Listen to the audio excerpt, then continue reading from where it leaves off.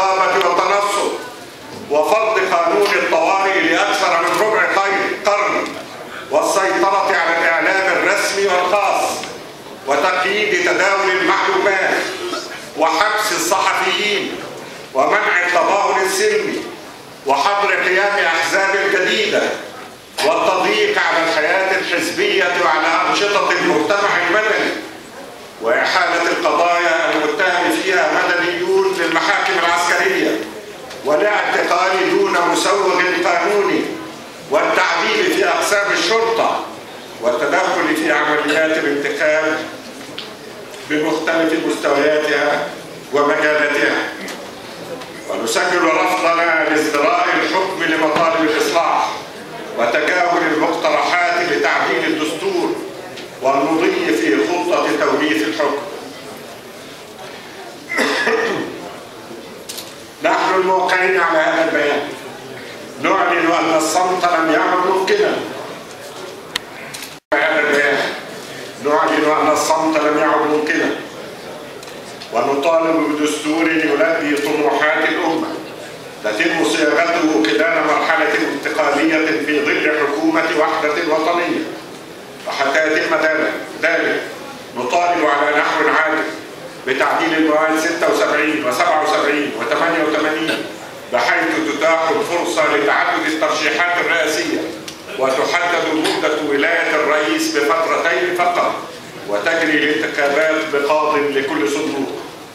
ونطالب بتعديل قانون الانتخاب بحيث تصبح اللجنة العليا لإدارة الانتخابات لجنة مستقلة، وتنقى جداول الناخبين، ويتم التصويت بالرقم القومي، وتجرى العملية الانتخابية بمنظومة إلكترونية.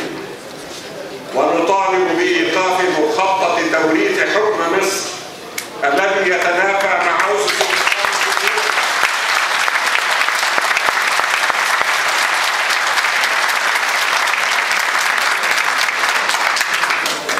نطالب بإيقاف مخطط توريث حكم مصر الذي يتنافى مع أسس النظام الجمهوري ويجافي مبادئ المساواة وتكافؤ الفرص ويهين كرامة المصريين.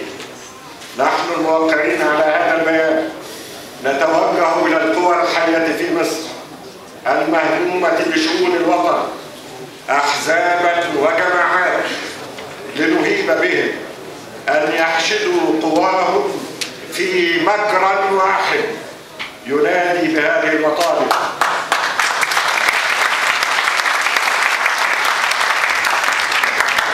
نتوجه إلى القوى الحية في مصر المهمومة بشؤون الوطن أحزابا وجماعات لنهيب بهم أن يحشدوا قواهم في مجرى واحد ينادي بهذه المطالب التي نرى أنها تمثل الحد الأدنى من الأهداف العاجلة التي يمكن للكل الالتفاف حولها في هذه المرحلة الحاسمة من تاريخ البلاد التي تستوجب من الكل أن يحملوا مسؤولياتهم فيها بكل إنكار للذات وتعفف عن المصالح الضيقة.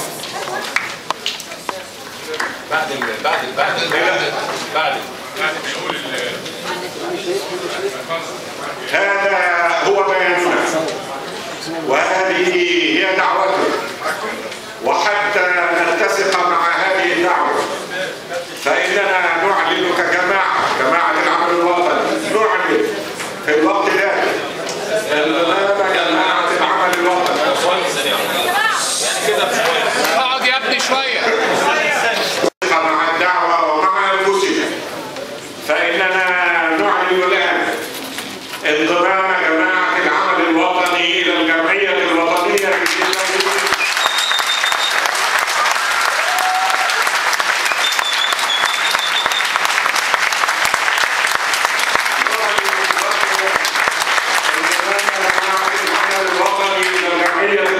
للتغيير واستمرارها في العمل تحت لواء هذه الجمعية.